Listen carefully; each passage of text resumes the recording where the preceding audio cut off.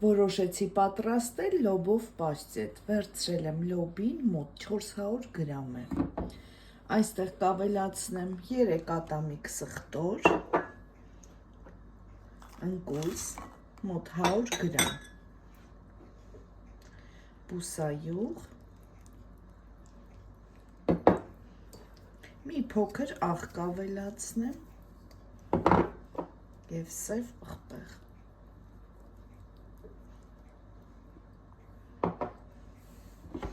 Բուսայուղի փոխարեն կարող եք նաև կարագ ավելացնել, եթե սիրում եք։ Հիմա բլենդերով լավ հարելու եմ, մինչև դառնա մածուցիկ։ Ահա, ստացվեց այսպիսի զանգված։ Հիմա կլցնեմ մատուցվող ամանի մեջ և գեղեցիկ կզարդարեմ։ Լցրեցի մատուցվող ամանի մեջ, կզարդարեմ սամիթով և նռան հատիկներով այսպես։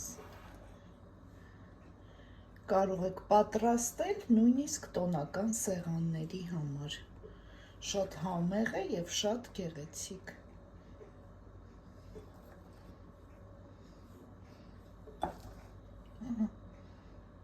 Այսքանը, բարի ախորժակ ցտեսություն։